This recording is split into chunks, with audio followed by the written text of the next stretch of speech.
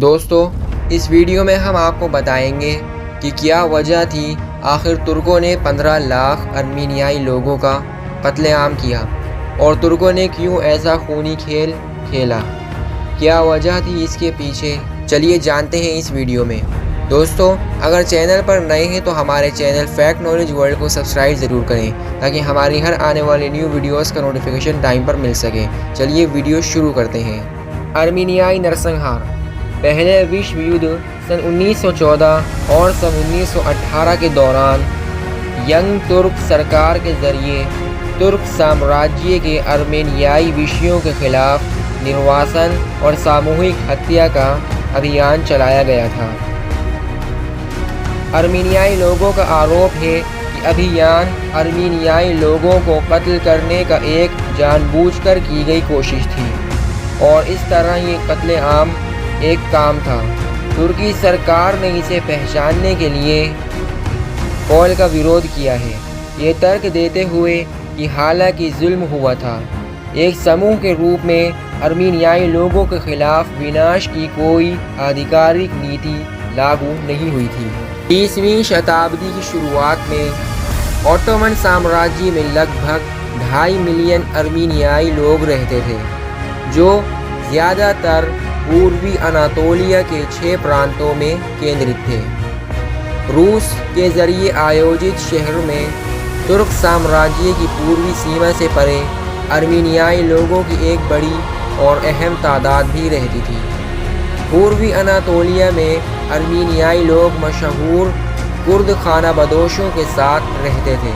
अर्मीनियाई लोग किसी भी शहर में बहुसंख्यक नहीं थे जिसमें वो रहते थे, हालांकि वो अक्सर कस्बों और शहरों के गांवों और पड़ोस में रहते थे। ऑटोमन साम्राज्य में अर्मीनियाई लोगों और शहरवासियों के लिए जीवन बहुत मुश्किल था और उन्हें अक्सर प्रमुख कुर्द खानाबदोशों से सख्त उपचार हासिल होता था, क्योंकि अदालतें और न्यायाधीश अक्सर मुस्लिमों का साथ देते थे। अर्मीनियाई लोगों के पास बहुत कम सहारा था जब वो हिंसा के शिकार थे या जब उनकी ज़मीन, पशुधन या जायदाद उनसे ली गई थी। ज़्यादातर अर्मीनियाई लोग गरीब किसान थे, लेकिन कुछ को कारोबारियों और कारीगरों के रूप में कामयाबी मिली। अंतर्राष्ट्रीय कारोबार में अर्मीनियाई लोगों की भागीदारी ने 17वीं और 18वीं शताब्दी में इस्तांबुल और अन्य ऑटोमन बंदरगाह शहरों और भारत और यूरोप के रूप में महत्वपूर्ण अर्मीनियाई बस्तियों की स्थापना के लिए नेतृत्व किया। ऑटोमन समाज में मुस्लिमों का दबदबा था। अर्मीनियाई परिवारों की एक छोटी तादाद बैंकिंग और सरकार में प्रमुख ओहदों को हासिल करने के लायक थे।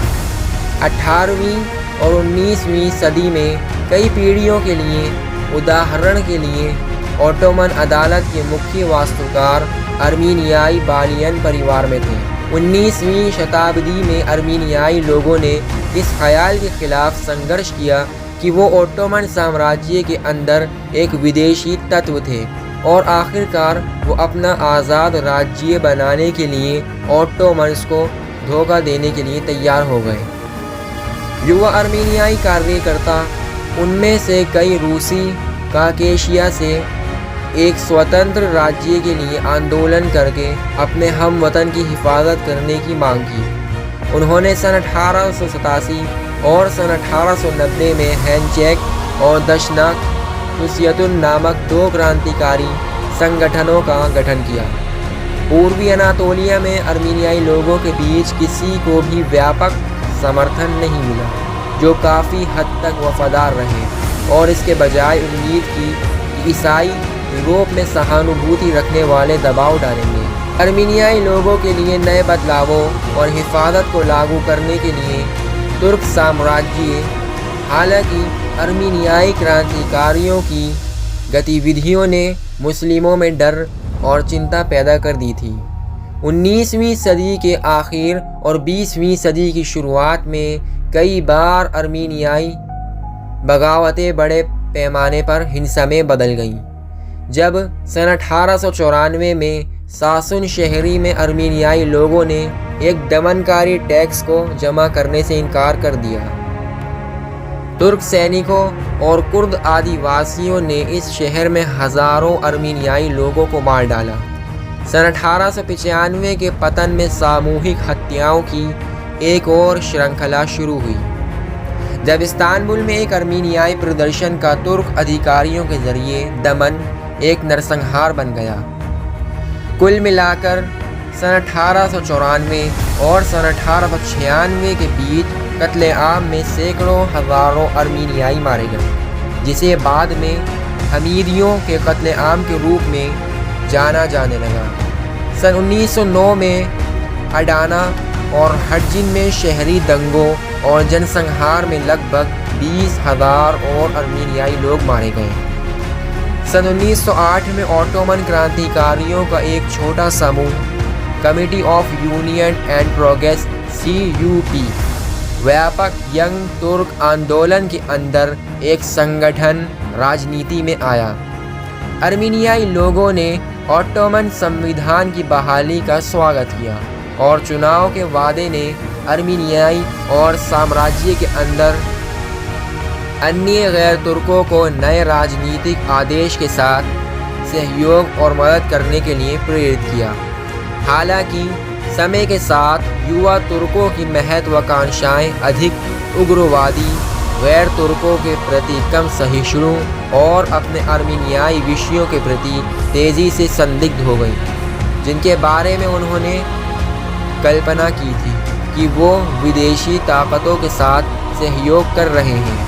बहुत ही तेज़ी से युवा तुर्कों ने सत्ता को मजबूत किया और अपने अधिक उदार बागियों को एक तरफ कर दिया और जनवरी सन 1913 में पार्टी के सबसे उग्रवादी सदस्य अनवर पाशा और तलत पाशा एक तख्ता पलट सत्ता में आए। पहले बाल्कन युद्ध सन 1912 और 13 में ऑटोमन साम्राज्य की हार के बाद ईसाइयों के लिए दुश्मनी बढ़ गई, जिसके नतीजतन यूरोप में इसके लगभग सभी शहर तबाह हो गए। युवा तुर्क नेताओं ने बाल्कन ईसाइयों पर धोखे और हार का आरोप लगाया। इसके अलावा संघर्ष ने सैकड़ों हज़ारों मुस्लिम शरणार्थियों को अनातोलिया में पूर्व की ओर प्रवाहित किया, जिससे बाल्कन में मुस्लिमों और ईसाई किसानों के बीच झगड़े और भी तेज हो गए। डरे हुए अर्मीनियाई लोगों ने बदलावों के लिए ऑटोमन की हार पर पैसे लगाए। अर्मीनियाई प्रांतों में स्वायत्तता के एक डिग्री को स्वीकार करने के लिए युवा तुर्कों को मजबूर करने के लिए यूरोपीय ताकतों से अपील की। सन 1914 में यूरोपीय ताकतों ने ऑटोमन्स पर एक बड़ा बदलाव लागू किया। तुर्क साम्राज्य को कमज़ोर करने के लिए यूरोप के साथ अर्मीनियाई लोगों की मिली भगत के सबूत के रूप में युवा तुर्कों ने उस व्यवस्था को लिया। सन 1914 की गर्मियों में पहले विश्व युद्ध के शुरू होते ही यंग तुर्क ट्रिपल एंटेंट ग्रेट ब्रिटेन, फ्रांस और रूस के खिलाफ सेंट्रल पावर्स जर्मनी और ऑस्ट्रो हंगरी में शामिल हो गए, क्योंकि अर्मीनियाई और असीरियन रूसी ऑटोमन जंग के मैदान में आमने सामने थे।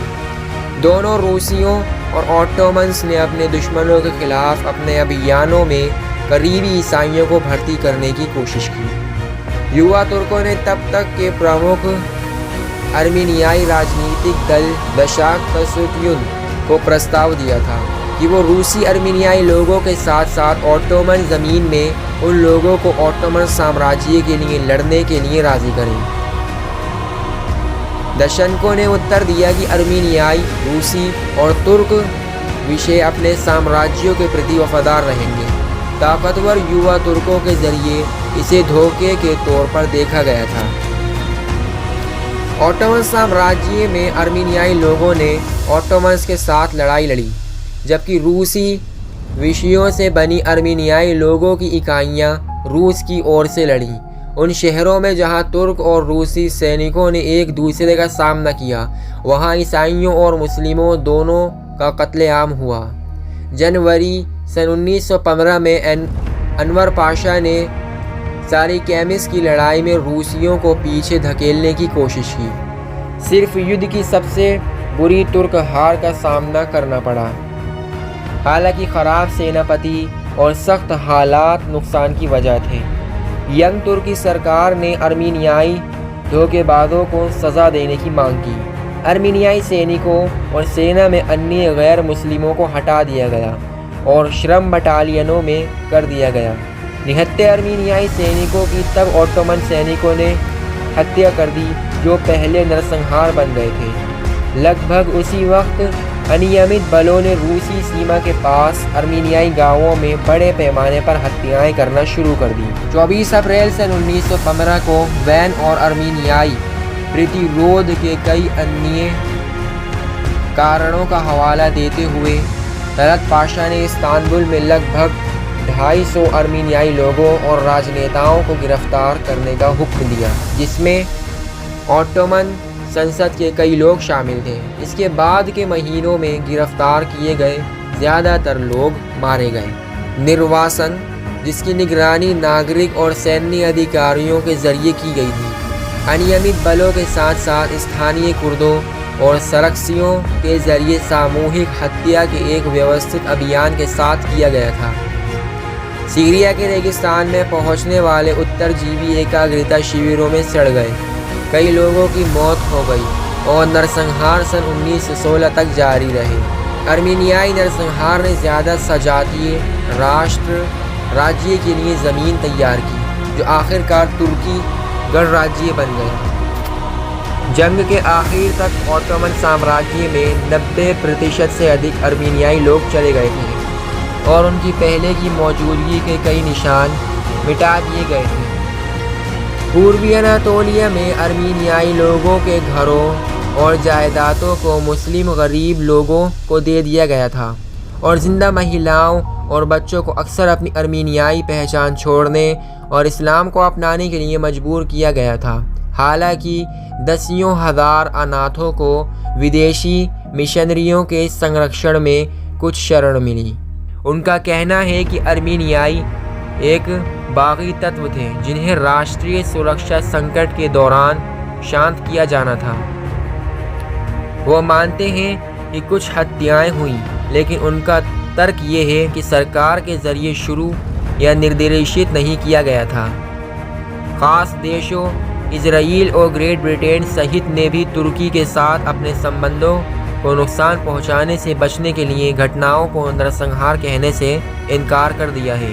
दोस्तों, इसी में ही नॉलेजेबल वीडियोस देखने के लिए हमारे चैनल फैक्ट नॉलेज वर्ल्ड को सब्सक्राइब करें और वीडियो पसंद आए हो तो वीडियो को लाइक और शेयर ज़रूर करते हैं। मिलते हैं एक और न्यू वीडियो में, तब तक के लिए बाय।